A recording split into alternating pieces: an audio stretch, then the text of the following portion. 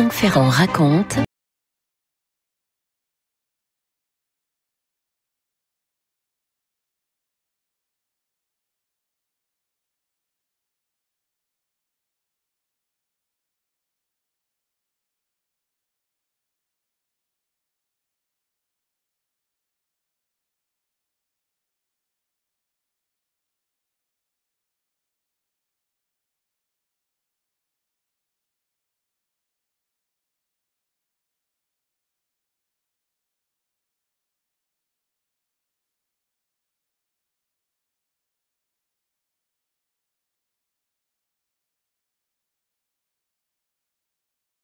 Qui viennent, et au premier rang, vous avez les familles, la famille royale du côté d'Élisabeth, avec la reine-mère qui s'appelle aussi Élisabeth, qui est devenue une sorte d'icône nationale depuis la Seconde Guerre mondiale, là, qui vient de s'achever 2 ans plus tôt, et puis la famille de Philippe. Sa mère est là, elle aussi beaucoup plus discrète que la reine-mère, évidemment, grande, mince, pour ne pas dire même un peu maigre, dans sa longue robe grise de couturier. C'est la princesse Alice de Battenberg. On la reconnaît sur la photo officielle du mariage, avec son air toujours un petit peu absent comme ça, et à la fin du repas, elle félicite son fils. « Tout s'est merveilleusement bien passé », lui dit-elle. « J'étais heureuse de lire le bonheur sur ton visage. » Mais dès le lendemain, elle prend un avion et rentre chez elle. Et quand je dis chez elle, elle rentre d'abord à Athènes, et d'Athènes, elle va prendre un bateau qui l'emmène sur l'île de Tinos, dans les Cyclades. Elle rejoint la communauté religieuse qu'elle a fondée. Mais oui, car Alice de Battenberg a choisi de vivre une existence très éloignée de celle des cours. Est-ce qu'elle a véritablement eu le choix ? Franck Ferrand sur Radio Classique. Le moins qu'on puisse dire est que l'or des palais ne l'impressionne pas. Pour autant, elle-même est née au château de Windsor en 1885. Son père était Louis de Battenberg, issu d'une famille allemande, entré dans la marine britannique. Il s'est rapproché, cette famille s'est rapprochée de la famille royale d'Angleterre jusqu'au mariage de la petite fille de la reine Victoria. Ce qui veut dire qu'Alice de Battenberg est l'arrière-petite-fille de Victoria. Dès les premiers mois, on s'aperçoit que ce bébé n'est pas tout à fait le petit bébé vif qu'on pourrait espérer. Elle ne réagit pas toujours bien aux sollicitations, cette petite fille. Elle a du mal à apprendre à parler. Et puis, petit à petit, on comprend pourquoi tout ça. C'est parce qu'elle n'entend pas, la pauvre. Elle est malentendante, comme nous dirions nous aujourd'hui. Dans les mois et dans les années qui suivent, la mère d'Alice va passer beaucoup de temps avec elle. Elle lui apprend à lire sur les lèvres. Elle lui apprend à parler. Et quand Alice a 6 ou 7 ans, on lui apprend également l'allemand, le français, le grec. Il faut dire qu'elle voyage beaucoup entre l'Angleterre, l'Allemagne, Malte, en fonction des déplacements de ses parents. Elle a 2 frères, Louis et George de Battenberg, qui se font appeler maintenant Mountbatten. Vous verrez pourquoi très vite. En 1901, c'est la mort de la reine Victoria, bien sûr, et le couronnement de son fils, le prince de Galles, qui devient le roi Édouard VII. À ce moment-là, Alice a 17 ans. Et au cours d'un déjeuner fastueux à Londres, elle voit apparaître un jeune homme absolument fantastique. Il s'appelle Andreas. C'est le fils du roi de Grèce, Georges Ier. Il avait exactement la beauté d'un dieu grec, racontera-t-elle. Et c'est vrai qu'il est resplendissant, cet Andreas de Grèce, qui ne tarde pas, lui aussi, à remarquer cette jeune fille qui est tellement troublante, d'une beauté rare. C'est une idylle qui est en train de naître. Ils vont se marier en Allemagne en 1903, grand mariage, bien sûr, et puis les voilà qui, par la mer, rejoignent Athènes. Alice se tient à la proue du bateau, qui s'appelle l'Amphitrite, pour voir approcher, ça ne s'invente pas, pour voir approcher le port du Pirée. Sur les quais, la foule accueille le jeune prince et la jeune princesse avec les ovations que leur beauté peuvent soulever. Vous imaginez, on jette des fleurs et voilà qu'on emménage au palais royal d'Athènes.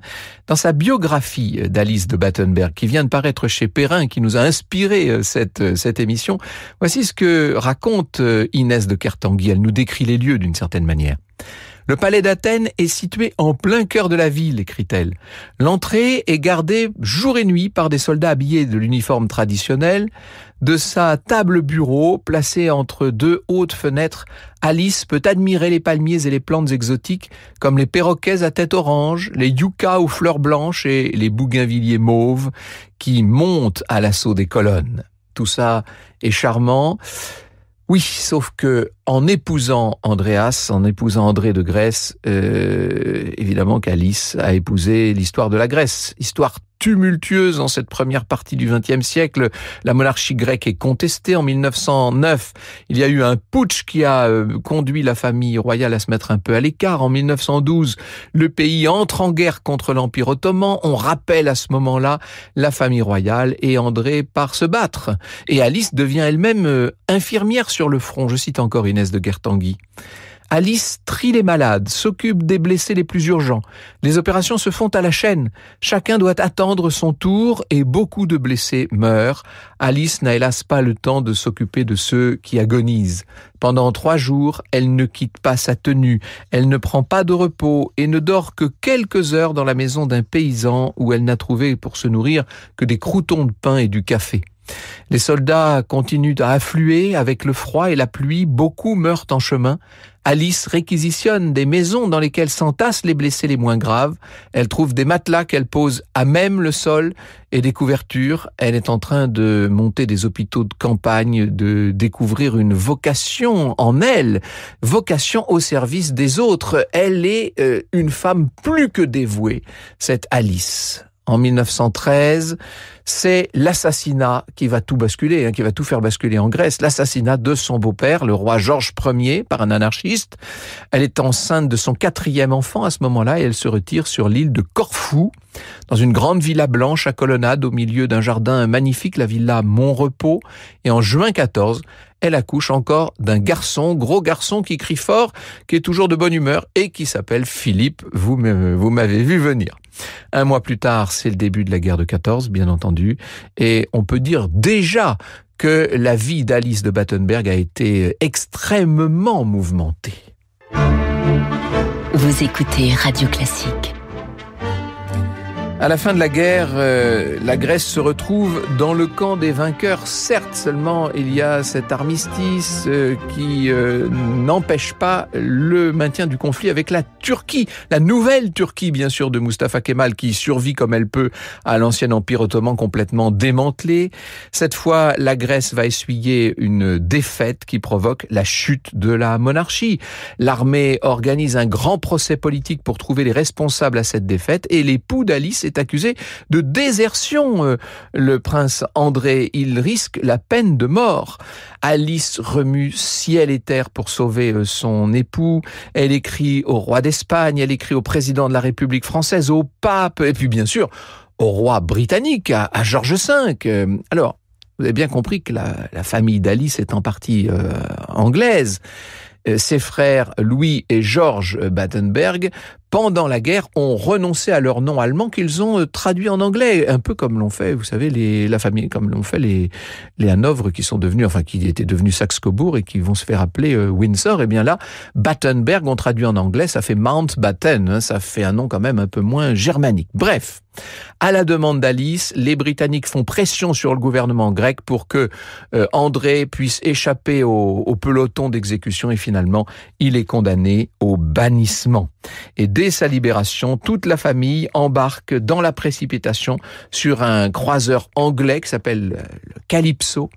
Et à bord de ce croiseur, qui a été caché dans une caisse à oranges, ça ne s'invente pas, il y a un tout petit garçon bercé par le tangage et qui s'appelle Philippe, bien sûr. Le gouvernement britannique a sauvé Alice et André, mais elle ne les veut pas dans le paysage, si je puis dire. Avec leurs enfants, on va donc les installer pas loin de Paris, à Saint-Cloud, et pour passer le temps, Alice, à ce moment-là, va ouvrir une boutique de broderie, tapisserie et artisanat. La boutique en question est rue du Faubourg Saint-Honoré, et les profits qu'elle peut dégager, maigres profits au demeurant, sont destinés aux victimes de la guerre en Grèce. Et pendant ce temps, en Grèce, c'est le début de la République. On avait raconté ça, rappelez-vous. Alice se lance dans une incroyable croisade politique pour essayer de préparer le retour en Grèce de cette famille dont elle estime qu'elle n'a en rien démérité. Elle voudrait que son mari André se présente aux élections présidentielles et que, une fois élu, il restaure la monarchie. Elle défend sa cause à la Société des Nations, qui était l'ONU de l'époque, si je puis dire. Elle vient parler elle-même au roi George V. On la voit au cours de séminaires qui ont lieu au Foreign Office à Londres. Bref, la tentative en question échoue, mais vous voyez que Alice est tout sauf une princesse retirée. Elle sait agir, elle a un esprit politique. Quant à André, me direz-vous, André s'adapte à la vie française et il devient assez frivole. Il a une liaison avec une comédienne qui se fait appeler la comtesse André de Labigne, ça vous dit peut-être quelque chose. Alice est de plus en plus esseulée et de son côté, elle va rencontrer un homme, après quoi elle met fin à cette liaison.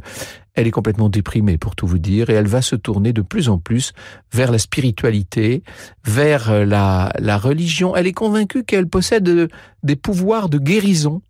Et d'ailleurs, parfois, elle entre dans des espèces de transe, peut-être pas de transe, mais un peu de moments mystiques.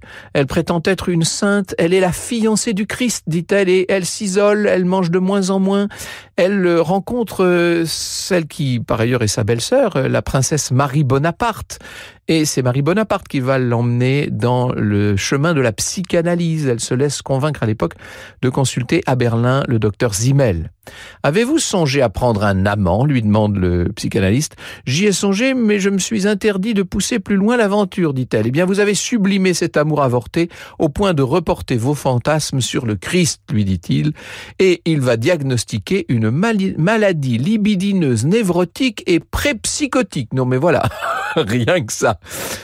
Avec un traitement qu'il recommande, traitement au rayon X, pour provoquer la ménopause par anticipation. Voilà où on en est. Et tout ça avec l'aval du docteur Freud. Mais oui, Alice n'a même pas 45 ans à l'époque. Et après 8 semaines de ce calvaire, elle trouve la force de quitter la clinique. « Vous ne pouvez pas m'empêcher de partir », dit-elle au médecin. Elle a quand même, c'est ça qui force l'admiration, c'est qu'au milieu de tous ces drames, elle garde une sorte de quant à soi assez extraordinaire. La voilà de retour à Saint-Cloud. Dépression, trouble, la famille s'inquiète, décide de la faire interner en clinique psychiatrique, s'il vous plaît. Le 2 mai 1930, les hommes en blanc viennent la saisir et lui administrer un sédatif. Et puis ensuite, on l'emmène en Suisse. Et le petit Philippe, lui, n'a que 9 ans. Quand il rentre de promenade, eh bien, sa mère n'est plus là. Alice a été internée à la célèbre clinique Bellevue, dont elle tentera de s'échapper. Elle en sortira 2 ans et demi plus tard, après avoir fait quand même 2 attaques cardiaques. On la transfère à Merano en Italie, dans une clinique un peu moins rude. Et pendant ce temps, son mari s'est installé sur la Côte d'Azur avec sa maîtresse. Philippe, pour ainsi dire, a été adopté par son oncle Mountbatten, qui l'a envoyé en pensionnat en Écosse, et ses filles se sont toutes mariées à des aristocrates allemands, dont il faut bien dire qu'ils sont proches du nouveau pouvoir de ce Troisième Reich qui est en train de s'installer en Allemagne. Les crises mystiques d'Alice vont disparaître. Elle semble avoir retrouvé une forme d'équilibre. Elle en veut bien sûr à sa famille de la façon dont elle a été traitée. C'est le moins qu'elle puisse faire, évidemment. Et il va y avoir un drame. En 1937, c'est la mort de Cécile avec son mari et ses enfants. Elle meurt dans un accident d'avion en Allemagne. Et les funérailles qui ont lieu à Berlin dans une ambiance glaçante vont un peu réconcilier la famille. À ce moment-là, Alice a fait un choix, puisqu'elle ne veut pas du tout s'installer en Allemagne, ni en Angleterre d'ailleurs. Elle a plutôt l'intention de retourner en Grèce. Elle va d'abord louer un appartement à Athènes. D'ailleurs, elle propose à son fils Philippe de l'y rejoindre. Elle voudrait faire de lui le futur roi de Grèce. Elle n'a pas oublié ça. Sauf que Philippe a 17 ans, qu'il est déjà dans la Royal Navy sous la protection de Louis Mountbatten. Son oncle a des ambitions pour lui et déjà, il s'apprête à lui faire rencontrer la fameuse princesse Élisabeth. Vous voyez comment les choses se font. Alors elle est seule à Athènes et se voue à des œuvres caritatives, Alice. Elle est encore là au moment où Hitler envahit la Grèce et maintenant c'est le drapeau nazi qui flotte sur l'acropole. Alice travaille dans des dispensaires. Un jour, un officier allemand lui demande ce qu'il peut bien faire pour elle et elle répond « Oh, ce que vous pouvez, c'est retirer vos troupes de mon pays ». Vous voyez qu'elle n'a pas perdu son franc-parler. Franck Ferrand sur Radio Classique. Et c'est l'époque évidemment où partout l'occupant se livre dans cette Grèce occupée à la traque des Juifs. Un jour, une femme rend visite à Alice et lui demande de l'aide de la part d'une famille juive qui doit se cacher, celle de l'ancien député Aimaki Cohen, qui avait connu son père. Alice accepte de les cacher dans son hôtel particulier. La Gestapo sonne à la porte. La princesse Alice reçoit les policiers, fait mine de ne rien comprendre. Elle n'a pas du tout l'intention de laisser fouiller sa maison. Philippe racontera cet épisode, le prince Philippe d'Édimbourg racontera ça en 1994. D'aussi loin que je me souvienne, dit-il, elle n'a jamais parlé à personne de l'aide qu'elle avait apportée à la famille Cohen. Je pense qu'il ne lui est jamais venu à l'esprit qu'elle avait une attitude spéciale. C'était une personne profondément religieuse et elle devait considérer comme une réaction humaine totalement naturelle de porter secours à des êtres en état de détresse. En 1945, la guerre est finie, bien sûr. Louis Mountbatten a fait des miracles. Philippe et la princesse Elisabeth d'Angleterre sont fiancés.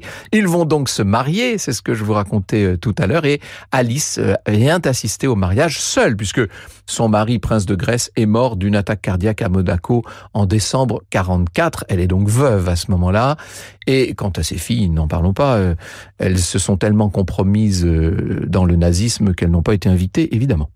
Après le mariage, Alice fonde une communauté religieuse orthodoxe sur l'île de Tinos et par manque d'argent et d'encadrement, les nonnes finissent par déserter la communauté. Ça se passe mal, tout ça, et c'est à Athènes qu'Alice va fonder un nouveau couvent et un orphelinat. Elle porte la robe grise des nonnes et se fait appeler maintenant Sœur Alice Elisabeth. Et pour financer son projet, elle vend la collection de bijoux royaux qu'elle possédait encore.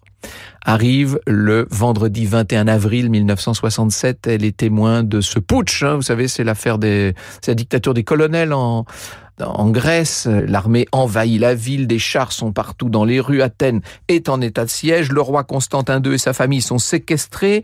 Les opposants déportés sur une île. C'est le début de cette dictature et l'une des filles d'Alice vient la voir pour essayer de la convaincre de rentrer à Londres. Non, je ne vais pas abandonner mes sœurs ici et mes pauvres, dit-elle. Et quelques temps plus tard, c'est une autre fille qui fait le déplacement avec cette fois une lettre de la reine Elisabeth II en personne. Vous vous exposez au plus grand danger, écrit la reine Elisabeth. Je vous adjure de nous rejoindre au palais de Buckingham où Philippe et moi vous réserverons le meilleur accueil.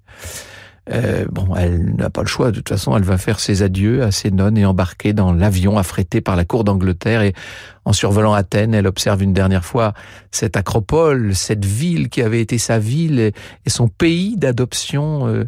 C'est un pays, évidemment, qui lui a fait des misères, mais auquel elle reste tellement attachée. Franck Ferrand sur Radio Classique.